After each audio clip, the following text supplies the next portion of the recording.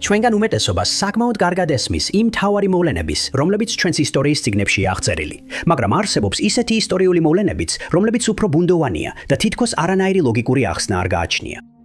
იმედია, რომ დროის გასვლასთან და მეტი კვლევის ჩატარებასთან ერთად ამ შემთხვევების შესახებ უფრო მეც გავიგებთ და ბოლოს და ბოლოს გარკვეულ პასუხებსაც მივიღებთ. ნომერი 20. ეჭვგარეშეა, რომ მოდ კროუფორდი განსაკუთრებული ქალი იყო. ის გაიზარდა 1920-იან წლებში, იმ დროს, როცა ქალებს არ ჰქონდათ ის უფლებები, რაც დღეს აქვთ და უმეტესობა ქორწინდებოდა, რის შემდეგაც ისინი ზრუნავდნენ საკუთარ სახლზე და ქმრების საჭიროებებზე. მაგრამ მოდმა სხვებისგან განსხვავებული გზა ერჩია. მან დაამთავრა სკოლა კლასის საუკეთესო მოსწავლედ და მოგვიანებით ადვოკატთა გამოცდაზე ყველაზე მაღალი ქულა აიღო, მიუხედავად იმისა, რომ არასდროს უსწავლია სამართალი. 1927 წელს ის გახდა პირველი ქალი ადვოკატი კემდენში, ტეხასში და საბოლოოდ პირველი ქალი ქალაქის საბჭოს წევრი გახდა. ის რამდენიმე ორგანიზაციის პრეზიდენტი იყო და 1952 წელს ქალაქის წლის ქალად აირჩიეს. 3 წლის შემდეგ ის გახდება უცნაური და გაუხსნელი საიდუმლოს მთავარი ფიგურა, მიუხედავად იმისა, რომ ისმა ყველა ახლობელმა ყველაფერი გააკეთა, რათა გაეგოთ რა დაემართა მას. ცნობილია, რომ იმ დროს ის და მისი ქმარი კლაიდი დიდ სახლში რამდენიმე ოთახს 4 ქალ ბინადარზე აქირავებდნენ და 1957 წლის 2 მარტს არც ერთი ეს ბინადარი სახლში არ იყო. მოდი სახლში მარტო იყო, რაც იშვიათად ხდებოდა, რადგან მისი 4-ვე ბინადარი შაბათ-კვირისთვის სახლში იყო წასული. მისი ბიძაშვილი მარტა მოგვიანებით იტყვის, რომ იმ საღამოს დაახლოებით 8 საათსა და 30 წუთზე მან და მოდიმ ტელეფონით ისაუბრეს.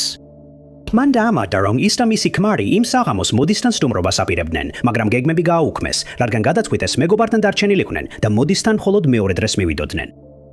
მიუხედავად იმისა, რომ მოდი ცოტათი იმედგაცრუებული იყო, რადგან მარტა იმ საღამოს არ მივიდოდა, ის სულაც არ გაბრაზებულა გეგმების შეცვლაზე და მარტას თქმით მათი საუბრის დარის დასრულებისას კარგ ხასიათზე იყო. როცა კლაიდი სახლში მივიდა ვამის სმისა და ფილმის ყურების შემდეგ, მან აღმოაჩინა, რომ მოდი იქ არ იყო. მისი ყველა ნივთი ისევ სახლში იყო და არანაირი ნიშანი არ ჩანდა იმისა, რომ რამე ცუდი მოხდა, მაგრამ კლაიდმა უბრალოდ ვერ იპოვა იგი. მას შემდეგ, რაც მისი გაუჩინარების შესახებ განაცხადეს, პოლიციამ განაცხადა, რომ არ ჯეროდათ თითქოს მან ნებაყოფლობით დატოვა სახლი, რადგან იმავე კვირაში დაახლოებით 30 ქალთან ჩაის შეხვედრა ჰქონდა დაგეგმილი და არანაირი მიზეზი არ ჰქონდა, რომ გაქცეულიყო. გარკვეული ხნის განმავლობაში კლაიდი ეჭმიტანილად მიიჩნეოდა, რადგან ისინი ჩვეულებრივი წვილივით ახლოს არ იყვნენ. მაგრამ რადგან მოდი ოჯახის მთავარი მარჩენალი იყო, კლაიდს არ აღმოაჩნდა მისთვის ზიანის მიყენების მოტივი და ეჭმიტანილთა სიიდან ამოიღეს. შემდეგ ეჭვი გაჩნდა, რომ ორგანიზებულ დანაშაულებრივ სინდიკატთან დაკავშირებული ვინმე იყო პასუხისმგებელი, მაგრამ ამ თეორიის დამადასტურებელი მტკიცებულება არასოდეს აღმოჩნდა. საბოლოოდ დაასკვნეს, რომ მოდის გაუჩინარება მართლაც დანაშაულის შედეგი იყო, მაგრამ დამნაშავე ვერავინ დაადგინეს და მისი საქმე არასოდეს გახსნილა. ვინც მის საქმეზე რაიმე ახალ ინფორმაციას ფლობს, უნდა დაუკავშირდეს კემდენის პოლიციის დეპარტამენტს, ნომერზე 870 836-5755. მოდის საქმის ნომერია MP 50978. ნომერი 19. საუკუნეების განმავლობაში არქეოლოგებმა აღმოაჩინეს საოცარი არტეფაქტები, რომლებსაც თითქოს ახსნა არ აქვთ. ზოგი მათგანი აღმოჩენილია ისეთ ადგილებში, სადაც ისინი არ უნდა იყოს, ხოლო სხვები შექმნილია ხალხის მიერ, რომელთა შესახებაც აქამდე არაფერი გვსმენია. ზოგიერთი მათგანი ითვლება დაცკავლილად, სხვებზე კი გამოსახულია ცხოველები და ობიექტები, რომელთა ამოცნობაც ვერ შევძელით, რის გამოც ზოგიერთს ჯერა, რომ ისინი შექმნეს სხვა სამყაროს არსებებმა ან ცივილიზაციებმა, რომლებიც დროთა განმავლობაში დაიკარგნენ. ასევე არსებობს არტეფაქტები, რომელთაც მიიჩნევენ ან სულებით დასახლებულად, ან ბოროტის სულის მიერ შეპყრობილად. ამგვარ ცნობებს ხშირად სკეპტიკურად უყურებენ, მაგრამ მანჩესტერის მუზეუმის ეგვიპტური განყოფილების ბევრი სტუმარი მაინც ამტკიცებს, რომ იქ გამოფენილ ერთ-ერთ არტეფაქტს საკუთარი გონება აქვს. საუბარი ეხება შუა სამეფოს სამარხის ქანდაკებას, რომელიც მუზეუმში მინის ვიტრინაშია გამოფენილი. თავდაპირველად ეგონათ, რომ ეს უბრალოდ კიდევ ერთი იყო იმ ასობით ძველი ეგვიპტური არტეფაქტიდან, რომლებიც წლების განმავლობაში აღმოაჩინეს. მაგრამ ერთ დღეს ყველაფერი შეიცვალა. 2013 წლის თებერვალში მუზეუმის კურატორი კემბელ პრაისი ეგვიპტურ განყოფილებაში ექსკურსიას ატარებდა, როცა რაღაც უცნაური შენიშნა, რაც შეუძლებელი უნდა ყოფილიყო. სტატუეტკა, რომელსაც ნაბ სენუქვია, ძველად ფარაონთან ერთად უნდა დაემარხათ, რადგან სჯეროდათ, რომ ის ფარაონის სულისთვის მეორე ჭურჭლის როლს შეასრულებდა, იმ შემთხვევაში თუ მისი მუმია განადგურდებოდა. აქ სანიშნავია, რომ მუმია და სტატუეტკა მუზეუმს 1923 წელს გადაეცა საჩუქრად და მას შემდეგ ისინი ერთმანეთისგან განცალკევებით ინახება. მოცემულ დღეს პრისი გაკურებული დარჩა, როდესაც შენიშნა, რომ არტეფაქტი არასწორად იყო მიმართული და მას არ ჰქონდა ახსნა თუ რატომ მოხდა ასე. მან მუზეუმის დანარჩენ თანამშრომლებს კითხა, გადაადგილა თუ არა ვინმე მის, მაგრამ არავის გადაუტანია. გარდა ამისა, მხოლოდ რამდენიმე ადამიანს ჰქონდა იმ კონკრეტული ვიტრინის გასაღები, მაგრამ არც ერთი მათგანი არ გადაადგილებდა ქანდაკებას მისთან შეთანხმების გარეშე. მან გახსნა ვიტრინა, დააბრუნა ქანდაკება თავდაპირველ პოზიციაზე და ისევ ჩაკეტა ვიტრინა. მეორე დღეს ქანდაკება ისევ სხვა მიმართულებით იყო მიბრუნებული, ხოლო კიდევ ერთი დღის შემდეგ კიდევ ერთხელ იყო გადატანილი.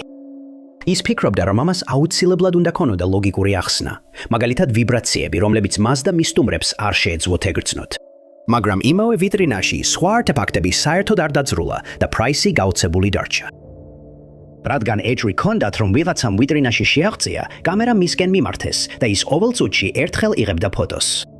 როდესაც ფოტოები გადაამოწმეს, მუზეუმის თანამშრომლები გაოცდნენ, როცა აღმოაჩინეს, რომ არტეფაქტი თავისით ტრიალებდა, ხოლო დანარჩენები სრულად უძრავი იყო.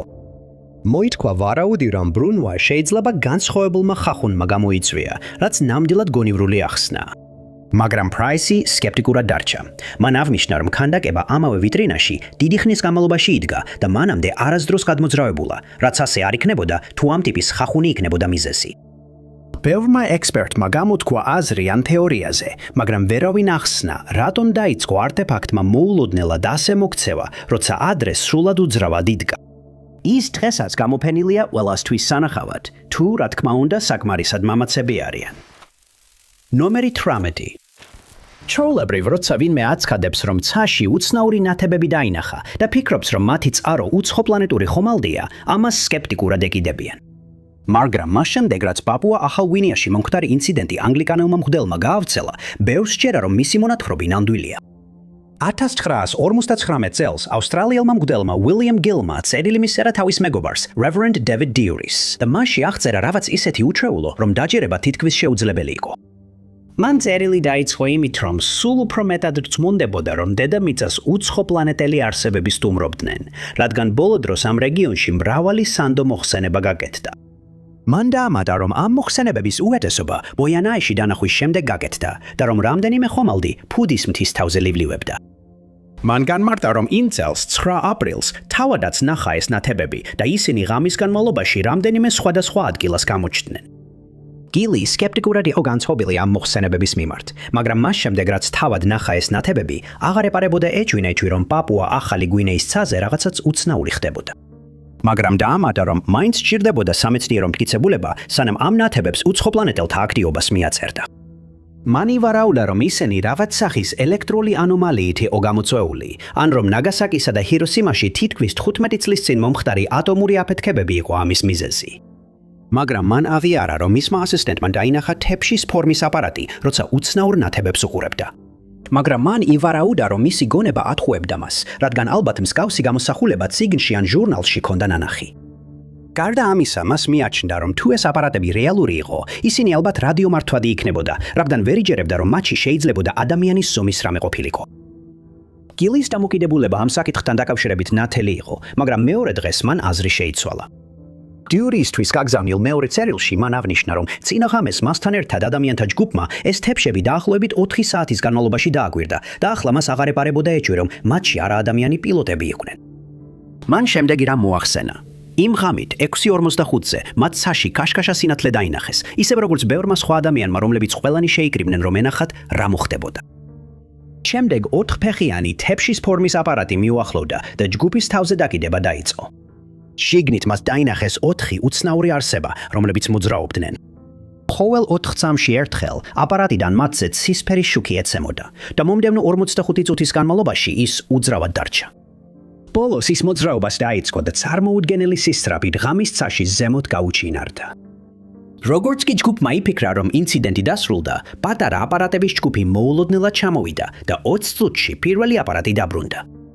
ყველა ეს აპარატი მომდევნო 2 წელიწადი და ნახევარი იმავე ტერიტორიაზე დარჩა და მხოლოდ მაშინ გაქრა თვალთახედვიდან, როცა ღრუბლები ჩამოწვა. მეორე ღამეს ყველა ეს აპარატი ისევ დაბრუნდა, შიგნით კი პილოტები იყვნენ.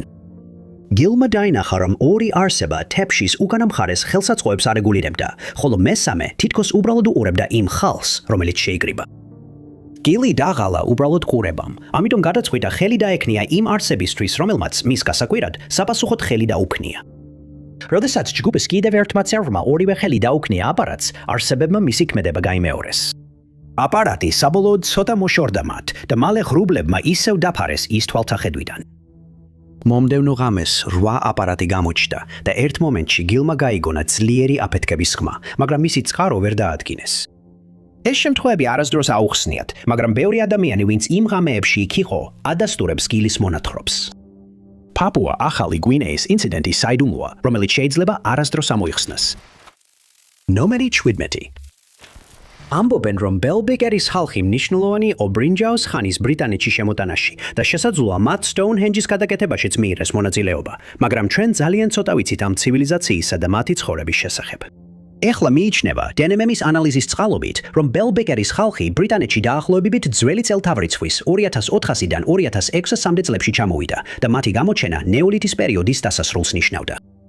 გარდა ამისა, ამბობენ, რომ მათი დნმ თითქმის მთლიანად ჩაანაცვლა ბრიტანეთის თავდაპირველი მოსახლეობის დნმ, რაც ნიშნავს, რომ კუნძულის თავდაპირველი მოსახლეობის თითქმის არც ერთი წარმომადგენელი არ არის დაკავშირებული თანამედროვე ადამიანებთან, რომლებიც ეხლა იქ ცხოვრობენ.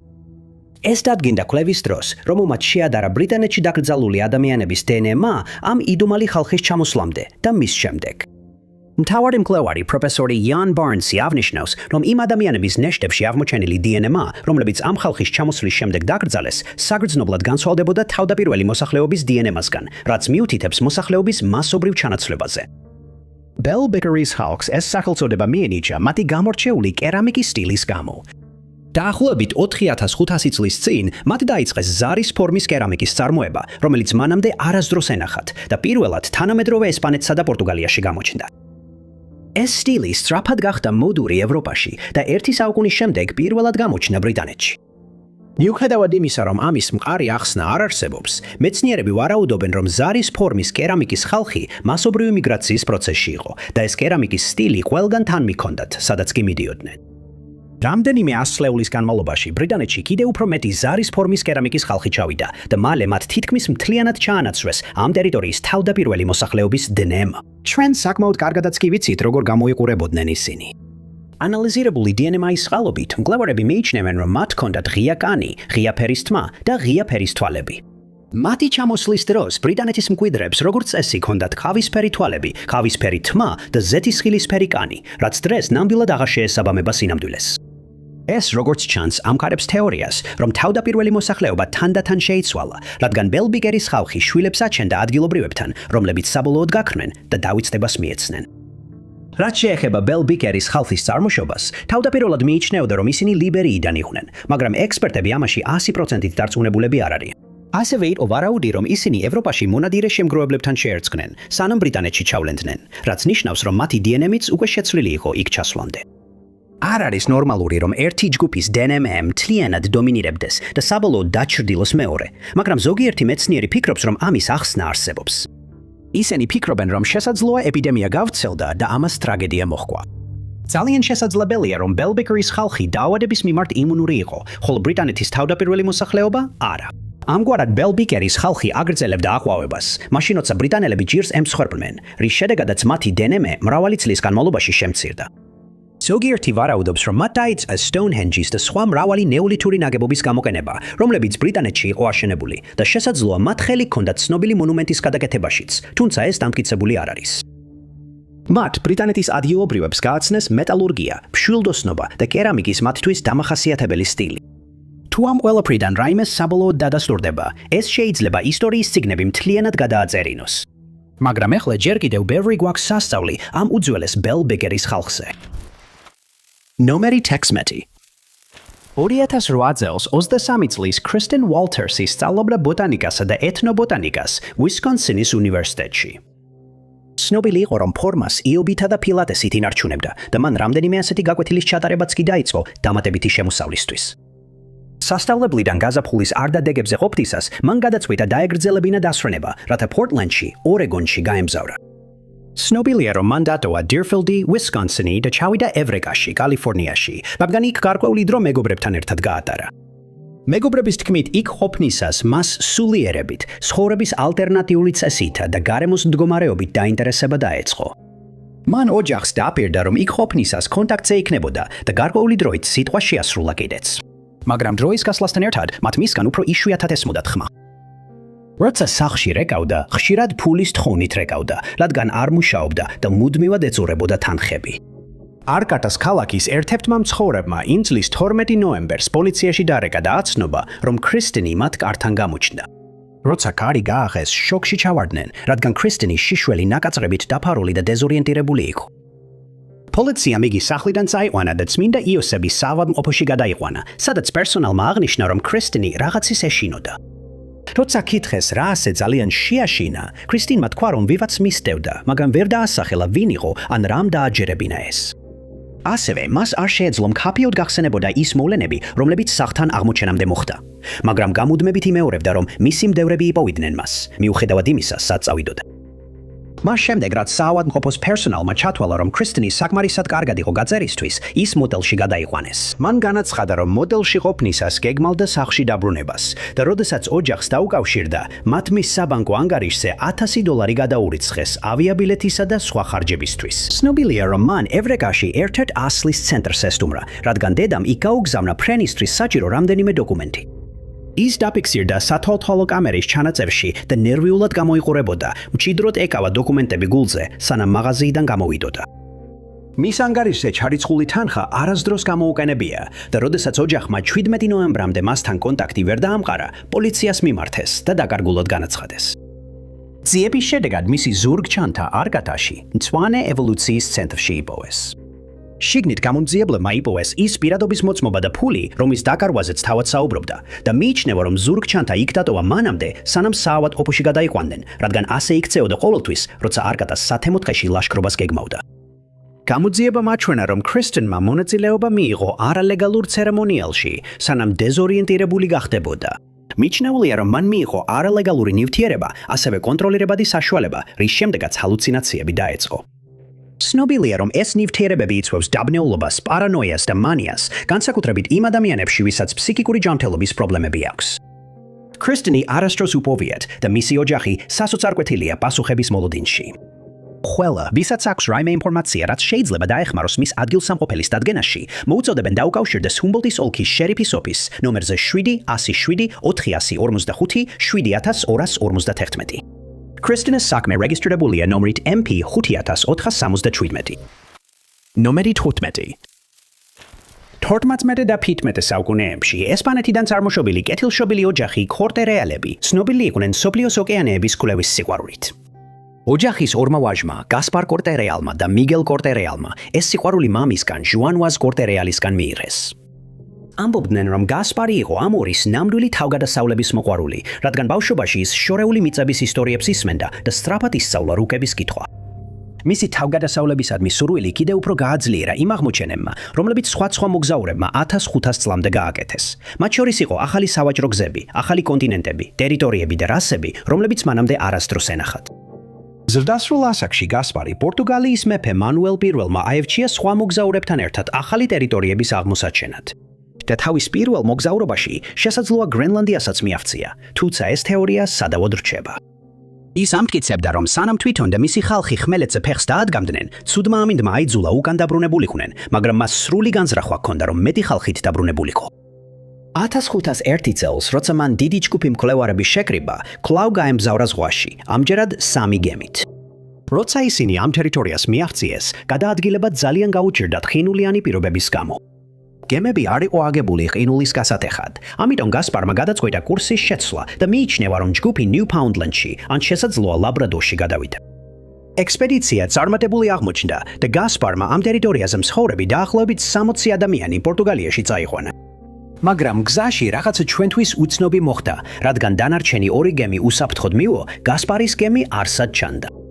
მიგელი არ შეეგო იმას, რომ მისი ძმა უბრალოდ გაუჩინარდა და რადგან მასაც უყვარდა თავგადასავლები და დაპირებული ჰქონდა აღმოჩენილი მიწის ნაწილი, გადაწყვიტა გასპარის საძებნელად წასულიყო. 1502 წელს მან ახალი მეზღვაურები შეკრიბა და 3 გემით ლისაბონიდან გაემგზავრა. ის დაბრუნდა იმ ტერიტორიაზე, სადაც მისი ძმა ბოლოს ნახეს, რაც იმას ნიშნავდა, რომ მას და მის კაცებს იგივე ყინულოვანი წყლების გადალახვა მოუწევდათ, რასაც გასპარი და მისი ეკიპაჟები შეხვდნენ. ეს სერიოზულ პრობლემად არ იქცა, რადგან ისინი მცირე სირთულით მიაღწიეს ამ ტერიტორიას. მაგრამ შემდეგ მიგელმა საბედისწერო შეცდომა დაუშვა. მან გადაწყვიტა, რომ მათ მეტი ტერიტორია უფრო სწრაფად უნდა გაელვოთ და 3 გემს დაავალა, რომ გაყოფილიყვნენ. მათ შეთანხმდნენ, რომ იმ წლის აგვისტოს შუა რიცხვებში ერთ კონკრეტულ ადგილას შეხვდებოდნენ და მართლაც 2 გემი მივიდა, მაგრამ მიგელის გემი დაკარგული იყო, ზუსტად ისე, როგორც მისი ძმის გემიც. ვარაუდობენ, რომ მისი გემი ან კენულმა გამოუსწორებლად დააზიანა, ან შტორმის დროს ჩაიძირა. თუმცა კორტერეალის ოჯახმა არ დანებდა.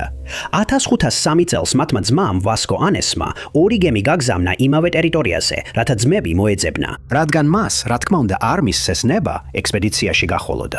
ზოგი ისტორიკოსი ვარაუდობს, რომ ან ერთმა, ან ორივე ძმამ გადაწყვიტა პორტუგალიაში აღარ დაბრუნებულიყო და მათ ამ რეგიონებიდან ერთ-ერთში ხანგრძლივი ცხოვრება გაატარეს. მაგრამ ეს, რა თქმა უნდა, არასოდეს დამტკიცებულა და ისტორიკოსებს მხოლოდ ვარაუდის გამოთქმა შეუძლიათ, რა დაემართათ კორტერეალის ძმებს იმ საუკუნეების წინ. ნომერი 14. 21 წლის ჰიონ სონგის, რომელიც მეგობრებსა და ოჯახში სინდის სახელით იცნობდნენ, გაუჩინარება კვლავაც თავსატეხად რჩება ხელისუფლებისთვის, რადგან მათ ვერ შეძლეს გაეგოთ, რა დაემართა მას 2001 წელს. იმ დროს სინდი პენსილვანიის სახელმწიფო უნივერსიტეტის სტუდენტი იყო.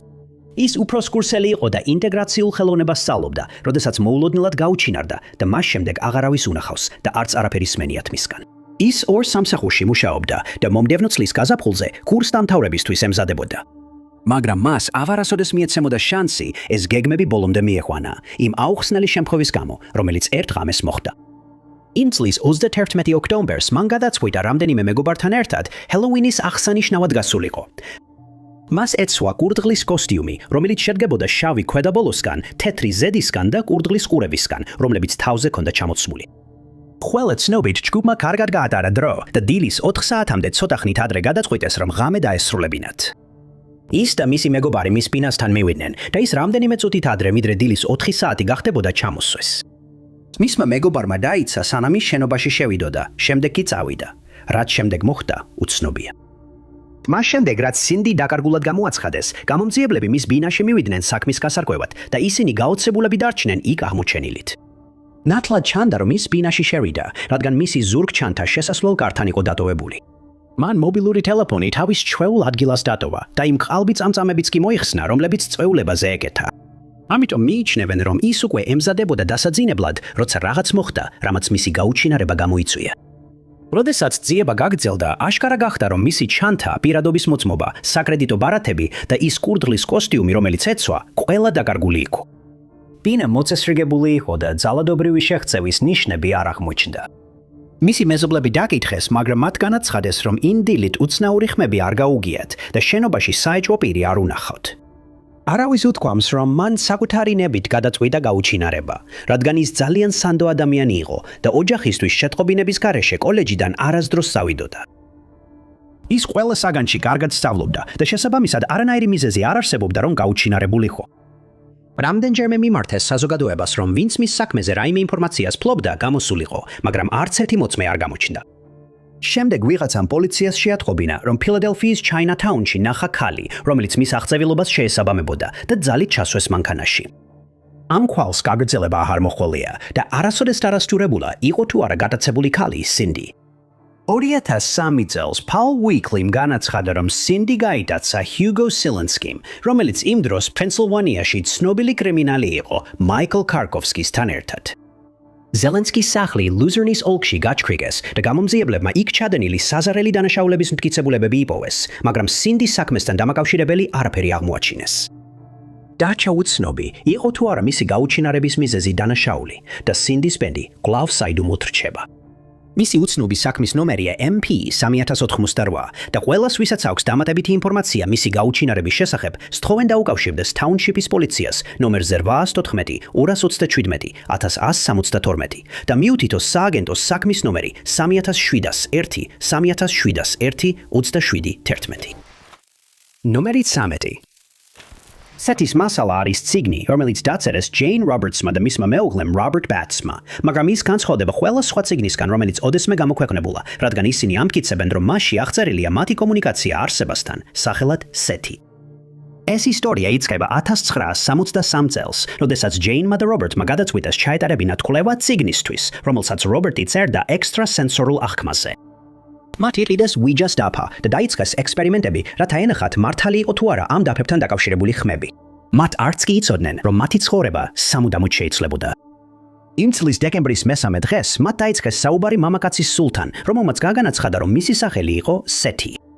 მათ დაიწყეს ამ საუბრების ჩაწერა, მაგრამ საბოლოოდ ჯეინმა დაიწყო შეტყობინებების მიღება Ouija-ს დაფის გარეშე. თითქოს ეს შეტყობინებები პირდაპირ მის ტვინში შედიოდა. ეს ნიშნავდა, რომ დაფა აღარ იყო საჭირო, რადგან ჯეინი უბრალოდ გადასცემდა შეტყობინებებს რობერტს, რომელიც შემდეგ ჩაწერდა მათ. სეთი ხსნიდა, რომ ის იყო სუფთა ენერგიის არსება და მას აღარ ჰქონდა ინტერესი ფიზიკური სამყაროს მიმართ. მან დაამატა, რომ დედამიწაზე თავისი ყველა რეინკარნაცია დაასრულა და ეხლა ალტერნატიულ არსებობის სიფრთხეში ცხოვრობს. გარდა ამისა, ინფორმაცია, რომელიც მან წყვილს გადასცა, წარსულში ბევრ სხვა ადამიანს მიეცა, მაგრამ ყოველ ახალ თაობასთან ერთად ის და სხვა არსებები თავიანთ გზავნილებს თავიდან იმეორებდნენ. სეთი თითქოს კარგად იცნობდა თანამედროვე სალაპარაკო ენას და ჯეინმა განაცხადა, რომ ბევრ შემთხვევაში, როცა სეთთან საუბარს ამთავრებდა, არ ახსოვდა, რომ საერთოდ ელაპარაკა სეთს, ან საუბრის დროს ღვინო დაელია. მიუხედავად იმისა, რომ სეთმა მრავალი გზავნილი გადასცა, მისი მთავარი მიზანი იყო ჯეინისთვის და დანარჩენი მსოფლიოსთვის ესწავლებინა, რომ მხოლოდ საკუთარი აზრებითა და რწმენებით შეუძლიათ საკუთარი რეალობის შექმნა. მან ასევე განმარტა, რომ რეინკარნაცია ძალიან რეალურია და რომ ეს არსებობის ერთ-ერთი ძირითადი პრინციპია. რაც შეეხება იმას, რომ თითოეული ადამიანი საკუთარ რეალობას ქმნის, მან ახსნა თუ როგორ მუშაობს ეს პროცესი. ნებისმიერი ადამიანის შინაგანი ეგო პასუხისმგებელია მათი ფიზიკური ფორმისა და გარშემოარსებული ფიზიკური გარემოს შექმნაზე. ის გამოცდილებები, რასაც ისინი ცხოვრებაში გადიან, განისაზღვრება მათი მოლოდინებით, რწმენებითა და დამოკიდებულებით და ისინი იქმნება გარე ეგოს მიერ. მოკლედ რომ ვთქვათ, სეთი ხსნის, რომ თითოეული ადამიანი იმ ცხოვრებას განიცდის, რაზეც კონცენტრირებულია და ეს შეიძლება შეიცვალოს მხოლოდ მაშინ, როცა ისინი გადაწყვეტენ შეცვალონ თავიანთი მოლოდინები და რწმენები. ჯეინმა ეს უფრო დეტალურად ახსნა და აღნიშნა, რომ ჩვენს გარშემო არსებული ფიზიკური გარემო ჩვენი გონების მიერ იქმნება. ეს აზრები შემდეგ ივსება ენერგიით, რომელიც მოდის მასების გონებიდან და მოვლენები, რომლებსაც ჩვენ ვაწყდებით, როგორც ჯგუფურად, ისე ინდივიდუალურად, იგივე გზით იქმნება, აზრისა და ენერგიის მეშვეობით. გარდა ამისა, სეთმა განაცხადა, რომ რეალობას არც დასაწყისი აქვს და არც დასასრული და დააფირდა ყველას, ვინც მას გაყვებოდა, რომ ისინი განიცდიან შეცვლილ ცნობიერებასა და ისეთ თავგადასავლებს, რომელთა წარმოდგენაც კი არ შეეძლოთ. ეს სესიები გაგრძელდა კიდევ 21 წლის განმავლობაში, სანამ ჯეინი 1984 წელს გარდაიცვლებოდა. მიუხედავად იმისა, რომ ბევრი ადამიანი თვლის თითქოს სეთი რეალურად არასდროს არსებობდა, სხვებმა ჯეინის ნაწერებში სიბრძნე იპოვეს, რადგან მათ იგრძნეს, რომ მისი წიგნები უკეთესობისკენ შეუცვალათ სამყაროსადმი დამოკიდებულება. ნომერი 12. მასობრივი გაუჩინარებების საშიში, მაგრამ ამავე დროს მომხიბლელი თემაა. მსგავსი ტიპის გაუჩინარებები მსოფლიოს სხვადასხვა კუთხეში ისტორიის განმავლობაში არაერთხელ მომხდარა, მაგრამ შვედეთში ასეთი შემთხვევა მხოლოდ ერთხელ დაფიქსირდა. საქმე ეხება სამ მამაკაცს, Geir Karlssons, Jens Dalshes და Kiel Johanssons, რომლებიც ერთმანეთს იცნობდნენ, რადგან ყველა გიოტებორგის გემთჩენებელ ქარხანაში მუშაობდა. 1965 წლის 29 ივლისს მათ ისეთი რამ გააკეთეს, რაც დღემდე აუხსნელად რჩება და ეს შემთხვევა შვედეთის ერთ-ერთ ყველაზე დამაბნეველ საიდუმლოდ ითვლება. იმ დღის მეორე ნახევარში, როცა მათ სამუშაო ცვლა დაასრულეს, სამმა მამაკაცმა გადაწყვიტა დალშას ძმის მანქანა Volvo აეღოთ და ისინი ნახეს, როგორ ჩასხდნენ მანქანაში და წავიდნენ. აქედან საქმე საკმაოდ რთულდება, რადგან მიიჩნევა, რომ ეს შემთხვევა დაკავშირებულია იმავე დღის კიდევ ერთ საქმესთან, მიუხედავად იმისა, რომ ამის დამადასტურებელი მტკიცებულება არასდროს აღმოჩენილა. იმავე დღის მეორე ნახევარში 18 წლის ახალგაზრდა, სახელად Humner Lundqvisti, გოტენბურგის გავლით მიემგზავრებოდა ლუსაკილში, თუმცა მას საკუთარი მანქანა არ ჰყავდა. ამის ნაცვლად მან გადაწყვიტა ავტოსტოპით ემგზავრა და ერთხელ მისმა ოჯახმა მისგან ბარათი მიიღო, რომელშიც უბრალოდ ეწერა: ყველაფერი კარგადაა, ნუ იდარდებთ. სამივე მამაკაცი, რომლებიც Volvo-ში ისხდნენ, სახლში აღარ დაბრუნებულან და არც შემდეგი სამუშაო ცვლებისთვის გამოჩენილან. მათი მეგობრები და ოჯახის წევრები მათ დაკარგვაზე ცალ-ცალკე განაცხადეს, ამიტომ უცნობია ერთად იყვნენ თუ არა ისინი გაუჩინარების დროს, თუმცა ეს ძალიან სავარაუდოა და ხელისუფლებაც ასე ფიქრობს. რაც შეეხება Lundqvist's, ის ავარავის უნახავს და რადგანაც მისი დაკარგვა მოგვიანებით განაცხადეს, უცნობია დაკავშირებულია თუ არა ეს ორი შემთხვევა ერთმანეთთან. არსებობს ვარაუდი, რომ სამი გემთმშენებელი მუშა Volvo-თი მგზავრობდნენ, როცა Lundqvist's გადააწყვნენ და გადაწყვიტეს, რომ წაეყვანათ. სამიდან არც ერთს არ ჰქონდა მართვის მოცმობა, ამიტომ შესაძლებელია, რომ ავარია მოუვიდათ და შესაძლოა ტბაში ან სხვა წყლის ობიექტში აღმოჩნდნენ. მიჩნეულია, რომ მათ იმ დღეს სახლში დაბრუნების სრული განზრახვა ჰქონდათ რამდენიმე მიზეზის გამო. სამივე კაცმა ყველა პირადი ნივთი დატოვა, მათ შორის ფული და პირადობის მოწმობები. სამიდან ერთ-ერთს ცოლთან ერთად ეხლახან შვილი შეეძინა და მისი ოჯახის თქმით ის არასდროს დატოვებდა მათ ნებაყოფლობით. კიდევ ერთი თეორია, რომელიც წამოაყენეს, არის ის, რომ გაუჩინარებები რაღაცით დაკავშირებულია იმავე დღეს ქალაქში ჩადენილ დანაშაულთან. ორი მამაკაცი ცდილობდა ბანკის გაძარცვას, როცა ბანკის თანამშრომლებმა მათ შეუტიეს და გაქცევისას ქვები დაუშინეს. ქურდებმა საბოლოოდ გაიხადეს ზედატანსაცმელი და გამოჩნდა, რომ ქრეშ აყვალანგის აღჭურვილობა ეცვათ, რაც უდაოდ მიუთითებს, რომ გაქცევას წყალქვეშ გეგმავდნენ. მაგრამ ერთ-ერთმა მამაკაცმა თავი დაიზიანა, როცა მისი ცეცხლსასროლი იარავი შემთხვევით გავარდა და ვეღარ გაიქცა. ის და მისი თანამზრახველი საბოლოოდ დააკავეს, ასევე დააკავეს მესამე მამაკაციც. და მიუხედავად იმისა, რომ ბევრი ადამიანი ფიქრობს, თითქოს ეს რაღაც კავშირშია მასობრივ გაუჩინარებასთან, ამ ორ შემთხვევას შორის კავშირი არასოდეს დადასტურებულა. მას შემდეგ გასულ წლებში მიღებული იყო ცნობები, რომ ლუნდვისტი სინგაპურამდე შორსაც კი ნახეს, მაგრამ არც ერთი ეს შემთხვევა არ დადასტურებულა და ის კვლავ დაკარგულად ითვლება, ისევე როგორც მისი სამი მეგობარი გემთ სარემონტო ქარხნიდან. საინტერესოა, რომ კარლსონის სვიტერში ჩაცმული კაცი მისი გაუჩინარებიდან რამდენიმე დღეში მის ბინაში იპოვეს. მან განაცხადა, რომ კარლსონი ცოცხალი და ჯანმრთელია და რომ მისი პოვნა შესაძლებელია პაბების რაიონში. მაგრამ ეს ქვალი არ გამართლდა და უცნობი პიროვნება ვერ დაადგინეს, რის გამოც საქმე გადაუჭრელი დარჩა. ნომერი 11. თუ ქუჩაში შემთხვევით ადამიანს გითხოვთ, ვის მიიჩნევს ამერიკის აღმომჩენად, 99% ადამიანი პასუხად ქრისტოფერ კოლუმბის სახელს დაასახელებს. ესე გვასწავლიდან სკოლაში და ისტორიის წიგნებში, მაგრამ ზოგიერთი წყაროს მიხედვით, სინამდვილეში კონტინენტზე პირველად უელსელი მოხვდა. 1070 წელს ოვაინ გვინედი იყო უელსის ცერემონიული საგრაფოს, გვინედის მმართველი და ის დღემდე ითვლება ერთ-ერთ საუკეთესო და ყველაზე მნიშვნელოვან მეფედ, რომელიც ქვეყანას ჰყოლია. რამდენიმე შემთხვევაში ოვაინი და ინგლისის მეფე ჰენრი მეორე ერთმანეთს ებრძოდნენ უელსის დამოუკიდებლობისა და გაფართოების გამო, რადგან ჰენრი ცდილობდა უელსი ინგლისისთვის დაებრუნებინა. ჰენრი საბოლოოდ ოვაინმა და მისმა მოკავშირეებმა უელსში დაამარცხეს, რომელთაც ამ დღეს ცუდი ამინდი დაეხმარა. 1070 წელს ოვაინი გარდაიცვალა და თითქმის მაშინვე მის 13 შვილს შორის შიდა დაპირისპირება დაიწყო იმის გამო, თუ ვინ დაიკავებდა ტახტს. მისი ორი ვაჟი, მადოკი და რიდიდი, გადაწყვიტეს, რომ არ სურდათ ჩართულიყვნენ ამ დაპირისპირებაში და არც დანარჩენ ოჯახთან ჰქონოდათ საქმე. ისინი ლანდეილოში გემზე ავიდნენ და ლეგენდის მიხედვით დასავლეთისკენ გაცურეს კონკრეტული დანიშნულების გარეშე, რადგან გადაწყვიტეს ენახათ, სად აღმოჩნდებოდნენ. მათ გადაცურეს ატლანტის ოკეანე და საბოლოოდ ამერიკის კონტინენტს მიადგნენ. მათ გადაწყვიტეს ეს აღმოჩენა თავიანთ ხალხს გაეზიარებინათ, ამიტომ მადოკი უკან დაბრუნდა, რათა მეტი კაცი წამოეყვანა. იქ მისვლის შემდეგ მან ადგილობრივები თავისი მოგზაურობისა და ახალი სამყაროს შესახებ ამბებით აღავსო, რომელიც მან და მისმა ძმამ აღმოაჩინეს. მისი ამბებით მოხიბლულმა ბევრმა კაცმა მეორე მოგზაურობაში მონაწილეობის სურვილი გამოთქვა და 1117 წელს ისინი ლუნდის კუნძულიდან გაემსავრნენ. ამბობენ, რომ ჯგუფი ამერიკაში დაბრუნდა და ალაბამას შტატში მობილის ყურეში გადავიდა ნაპირზე. იქიდან კი ალაბამას მდინარეს აუყვნენ, სადაც გზა და გზა ქვის ციხესიმაგრეები ააშენეს. ამერიკელი ინდიელების თომები დღემდე საუბრობენ ამაზე და ადასტურებენ, რომ ეს ციხესიმაგრეები კავკასიური წარმოშობის კაცებმა ააშენეს. თუმცა არასდროს დამტკიცებულა, რომ ეს სწორედ მადოკი და მისი მეზღვაურები იყვნენ. მაგრამ ისტორიკოსებმა დაადასტურეს, რომ ამ ნაგებობებს საოცარი მსგავსება აქვთ უელსში კონვის საგრაფოში მდებარე დოლვით ალენის ციხესიმაგრესთან. ამავე ნაგებობების ასაკი დადგენილია ქრისტოფერ კოლუმბის კონტინენტზე ჩამოსვლამდე პერიოდით. ამიტომაც ბევრი ადამიანი მიიჩნევს, რომ სწორედ მადოკი იყო მისი ნამდვილი აღმომჩენი.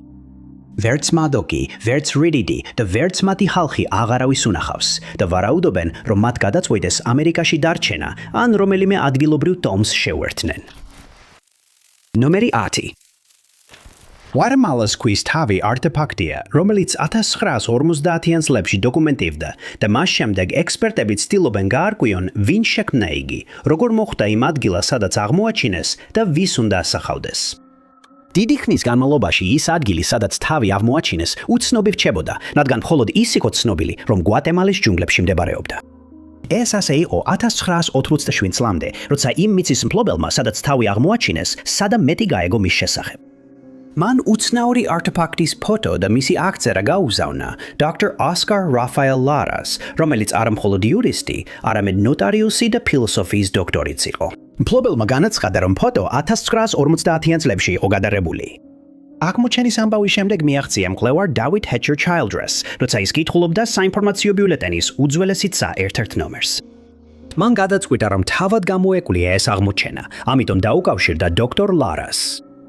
ლარამ განაცხადა, რომ მას შეძლო მიწის მფლობელის პოვნა და დაასახელა იგი ბიონერის ოჯახიდან. მან დაამატა, რომ ქვის თავი მდებარეობდა ლა დემოკრასიას სოფელიდან დაახლოებით 6 მილის მანძილზე და ჩაილდრესმა მაშინვე დაიწყო გეგმების შედგენა ამ ტერიტორიაზე გამგზავრებისთვის. მაგრამ მისი სიხარული ხანმოკლე აღმოჩნდა, რადგან მალე მიიღო ამბავი დოქტორ ლარასგან, რომ როდესაც ბოლოს მივიდა ადგილზე ქვის დასათვალიერებლად, უთხრეს, რომ მთელი ადგილი განადგურებული იყო. მხოლოდ ეს კი არა, რევოლუციონერებმა თავი გაანადგურეს 10 წელზე მეტი ხნის წინ, რადგან გადაწყვიტეს, რომ სამიზნედ გამოეყენებინათ. ქანდაკების პირი, თვალები და ცხვირი განადგურებული იყო, მაგრამ ლარამ მაინც შეძლო გარკვეული გაზომვების გაკეთება. მან ჩილდრეს აცნობა, რომ ქანდაკება 16 ფუტის სიმაღლეს იყო და რომ თავს ასევე ჰქონდა კისერი. მისი ექსპედიციის შემდეგ მალე რეგიონში ბრძოლები დაიწყო და ლარა ვეღარ დაბრუნდა. ამიტომ ქვის თავის საიდუმლოებები დღემდე უპასუხოდ დარჩა. სტატუის შესახებ რამდენიმე ფაქტორმა ექსპერტები დაბნეული დატოვა და ისინი სავარაუდოდ ვერასდროს იპოვიან იმ პასუხებს, რასაც ეძებენ. პირველ რიგში ქვის შემქმნელებს როგორც ჩანს, ამგვარი ქმილებების შესახებ განსაკუთრებული ცოდნა ჰქონდათ. თუმცა ჩვენ არ ვიცით, ვინ იყვნენ ისინი, რადგან არ არსებობს ისტორიული წყაროები, რომლებიც მათ იდენტიფიცირებაში დაგვეხმარებოდა. მეორეც, სტატუის სახის ნაკვთები გაუგებარია, რადგან დოქტორ ლარასთვის გაგზავნილ ფოტოებზე ჩანს, რომ მას ევროპული ნაკვთები ჰქონდა, რაც შეუძლებელი უნდა ყოფილიყო, რადგან იმ პერიოდში, როდესაც თავი გამოკვეთეს, არც ერთ ევროპელ მკვლევარს იმ ტერიტორიამდე არ მიეღწია. გარდა ამისა, იმ პერიოდში იმ ტერიტორიაზე მცხოვრებ არც ერთ ადამიანს ესეთი სახის ნაკვთები არ ექნებოდა, რის გამოც ზოგიერთს სჯერა, რომ მისი შექმნისას სხვა ძალებიც მოქმედებდნენ. ისტორიკოსებმა უარყვეს ნებისმიერი უცხოპლანეტური გავლენის იდეა, როგორც ამას ზოგიერთი დაბალი დონის გამოცემა და ტელეგადაცემა ვარაუდობდა. და ისინი კვლავ ეძებენ დამაჯერებელ პასუხებს, მაგრამ მას შემდეგ გასულ 10 წლეულებში არანაირი პროგრესი არ ყოფილა. ნომერი 9. სამხედრო პერსონალი 10 წლეულების განმავლობაში უცნაური ნათებების ხილვის შესახებ იუწყებოდა ცაში და ორი პილოტის, ფელიქს მონკლეს და რობერტ ვილსონის გაუჩინარების ამოუხსნელი შემთხვევაც გამონაკლისი არ არის. ინციდენტი მოხდა 1953 წლის 23 ნოემბრის ღამეს. ყველა ცნობით, ეს იყო ქარიშხლიანი ღამე და აშიშეკუს სააერო თავდაცვის სარდლობის წევრები, რომლებიც კანადის საზღვართან ახლოს იყვნენ განლაგებულნი, დაეჭვდნენ, როდესაც თავიანთი რადარის აპარატურაზე თვითმფრინავის მიახლოება შენიშნეს. თავდაპირველად ვარაუდობდნენ, რომ ეს შეიძლება კანადური თვითმფრინავი ყოფილიყო, მაგრამ დასაზუსტებლად ახლომდებარე კინროსის საჰაერო ბაზიდან F-89C სკორპიონის ტიპის რეაქტიული თვითმფრინავი აფრინდა სიტუაციის გასაკვებად.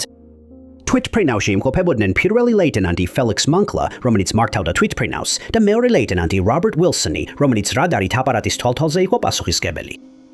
შემდეგი რამდენიმე თვის განმავლობაში ჰაერში ძალიან უცნაური მოვლენები განვითარდა და უფოლოგების თქმით, ეს შემთხვევა ერთ-ერთ ყველაზე უცნაურ სამხედრო უფო დაკვირვებად იქცა ისტორიაში. ფიქრობდნენ, რომ აპარატის პოვნა შედარებით მარტივი იქნებოდა, მაგრამ ასე არ მოხდა. როგორც კი თვითმფრინავი აფრინდა, ვილსონი რადარით აპარატის თვალთვალს ცდილობდა, მაგრამ ის მუდმივად იცვლიდა კურსს. ეს მიწის ეკიპაჟს გადასცეს, რომლებმაც შემდეგ მონკლას მიმართულება მისცეს. მან სიჩქარე 500 მილისაათში გაზარდა და საბოლოოდ უცნობ აპარატს თანდათან ეწეოდა, მაგრამ ამ დროისთვის უკვე 9 საათი იყო გასული. მიწის ეკიპაჟი გაოცებული იყო მეორე აპარატის მანევრულობით და დაძაბულად უყურებდნენ, როგორ უახლოვდებოდა რეაქტიული თვითმფრინავის სამიზნეს. მათ მონკლას დაავალეს, რომ 25,000 ფუტიდან 7,000 ფუტამდე ჩამოსულიყო. და დაახლოებით 70 მილის დაშორებით Keweenaw Point-ის სანაპიროდან მათ საბოლოოდ დაეციუნენ უცნობ ობიექტს. სამხედროებმა, რომლებიც რადარს მართავდნენ, განაცხადეს, რომ ეკრანზე ორი წერტილი ერთმანეთს მიუახლოვდა, მაგრამ შემდეგ წარმოუდგენელი მოხდა. მონგლასა და ვილსონის სიგნალი რადარის ეკრანზე მოულოდნელად გაქრა, რამაც ყველა მონაწილეში დიდი შეშფოთება გამოიწვია. მხოლოდ რამდენიმე წამში მეორე ხომალდმა მოულოდნელად შეიცვალა მიმართულება, სანამ მისი წერტილიც ასევე აუხსნელად გაქრებოდა. სხვა თვითმფრინავები მაშინვე გაგზავნეს ამ ტერიტორიაზე, რათა გაეგოთ რა მოხდა, მაგრამ ორი კაცის კვალი ვერ აღმოაჩინეს.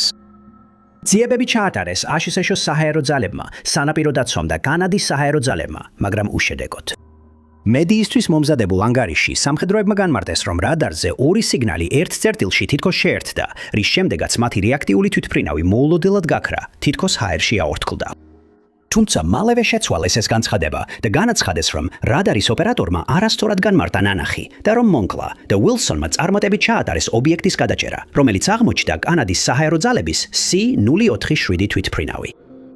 მათ ასევე განაცხადეს, რომ თვითმფრინავი დაახლოებით 30 მილის მანძილზე გადაუხვია დაგეგმილ მარშრუტს და შეღწია შეზღუდულ საჰაერო სივრცეში.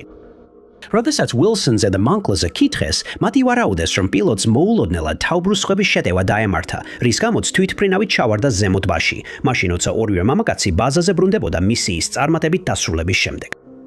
განადურმა სამხედროებმა განაცხადეს, რომ ეს გამოგონილი იყო, რადგან იმ ღამით მათ არ გაუშვიათ არც ერთი ფრენა. გარდა ამისა, მონკლას ცოლს თავიდან უთხრეს, რომ ის ტბაში ჩავარდა. შემდეგ კი უთხრეს, რომ მისი თვითმფრინავი ჰაევში აფეთქდა. სამხედრო ჩანაწერებიდან ამ კონკრეტული მისიის ყველა ხსენება ამოიღეს და ინციდენტი არასდროს აუხსნიათ სრულად. ბევრი ადამიანი ფიქრობს, რომ ეს იყო შეხვედრა უცხოპლანეტელთა ხომალდთან, მაგრამ ასეა თუ არა, საზოგადოებისთვის ალბათ უცნობი დარჩება, რადგან ამ მისიაზე არანაირი ჩანაწერი არ არსებობს. ნომერი 8. ყველასთვის ნაცნობია ცნობილი ფილოსოფიური კითხვა. თუ დღეში ხე დაეცემა და იქ არავინ არის, ხმა იქნება? ეს საინტერესო აზროვნების ექსპერიმენტია, რომელსაც არასოდეს ექნება საბოლოო პასუხი, ისევე როგორც ვაშინგტონში 2018 წელს მომხდარი დაცემული ხეების საიდუმლო. მოვლენა მოხდა კინოლდის ტბასთან ახლოს, რომელიც მდებარეობს ოლიმპიურ ნახევარკუნძულზე, ვაშინგტონის შტატში, კერძოდ კინოლდის ველზე, ოლიმპიურ ეროვნულ პარკში. ტერიტორია ჩვეულებრივ ხელმისაწვდომია ერთდღიანი ლაშქრობის მოყვარულებისთვის, მაგრამ ტბის ჩრდილოეთ მხარეს ძირითადად კერძო სახლებია განლაგებული. ეს ტერიტორია ასევე ცნობილია 3 გიგანტური წიწვოვანი ხით, რომლებიც აღიარებულია როგორც ამ სახეობის ყველაზე დიდი ნიმუშები, რაც კი ოდესმე აღმოუჩენიათ.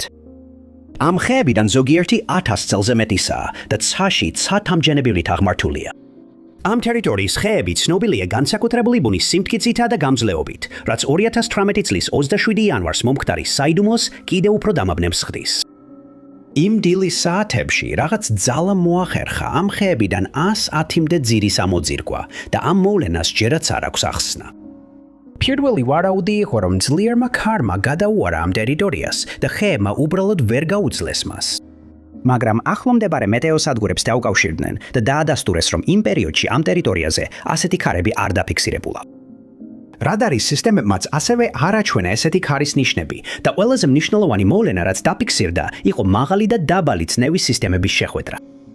ზოგიერთი ექსპერტი ვარაუდობდა, რომ ხეებიც აქცეული იყო მოვლენით, რომელიც ცნობილია როგორც მიკრობერსტი. როდესაც მიკრობერსტი ხდება, იქნება ქარი, რომელიც ვერტიკალურად ეშვება მიწაზე, მაგრამ ნაკლებად სავარაუდოა, რომ მას საკმარისი ძალა ექნებოდა ხეების დასამხობად, თუ გავითვალისწინებთ მათ ასაკს და იმას, რამდენად ღრმად იყვნენ ფესვკადმულნი. თუ ხეები მართლაც ქარმა წააქცია, ქარის სიჩქარე უნდა ყოფილიყო საათში 80 მილამდე, რომ ასეთი განადგურება გამოეწვია, მაგრამ იმ დილით ასეთი სიჩქარეები არ დაფიქსირებულა. ექსპერტები გაოცებულნი დარჩნენ, როდესაც აღმოაჩინეს, რომ წაქცეულ ხეებს მიწაზე ისეთი ძლიერი ზემოქმედება ჰქონდათ, რომ ეს რიხტერის სკალაზე მცირე მიწისძვრადაც კი დაფიქსირდა. როდესაც წაქცეული ხეები აღმოაჩინეს, მათი ტანები დანაწევრებული იყო და სიმაღლისა და წონის გამო გარკვეული ზიანი მიაყენეს. კომუნალური ხაზები ჩამოინგრა, ხოლო ჩრდილოეთ სანაპიროს გზა სრულიად მიუწვდომელი გახდა, რადგან მას ხეების მასა ბლოკავდა. ზოგი ადამიანი ამ საიდუმლოს ადარებს კიდევ ერთ ცნობილ მოვლენას, თუნგუსკის შემთხვევას, რომელიც მოგვიანებით ამოხსნეს მას შემდეგ, რაც გაირკვა, რომ ის გამოწვეული იყო მასიური მეტეორის აფეთქებით ატმოსფეროში. მაგრამ იმ მოვლენასთან დაკავშირებით სწრაფად დაადგინეს, რომ რაღაც ტიპის აფეთქება იყო მიზეზი, განსხვავებით ოლიმპიკის ეროვნული პარკის დაცემული ხეებისგან, რომელთათვისაც ჯერჯერობით გონივრული ახსნა არ არსებობს.